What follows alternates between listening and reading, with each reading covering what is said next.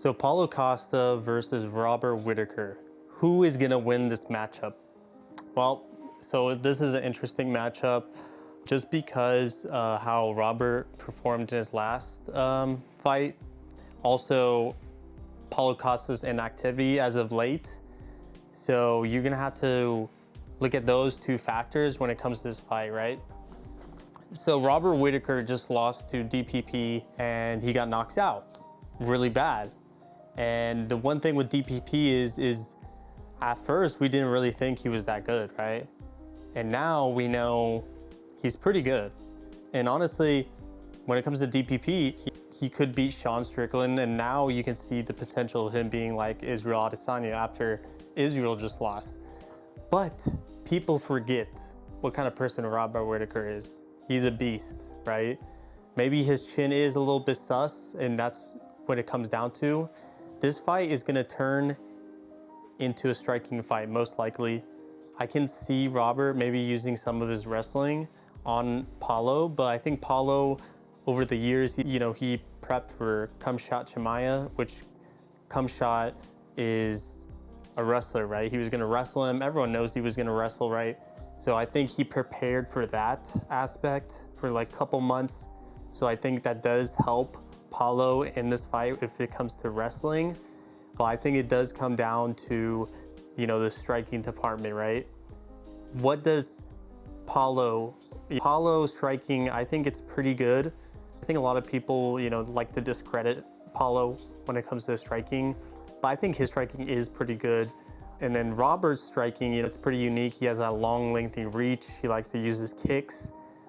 And I think that does give him the edge. But, styles make fights, right, guys? So at the end of the day, we think this might happen, like with DPP and Robert, but you never know, right?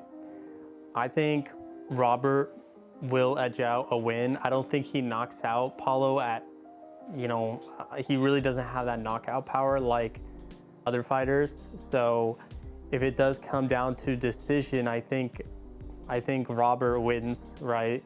Paulo Costa, his way to victory is probably through knockout or just overflowing him and over, TKO maybe.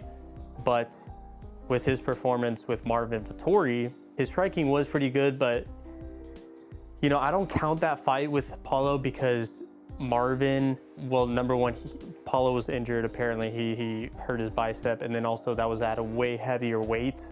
I think Paulo performs way better at 185, believe it or not, even though he cuts so much weight.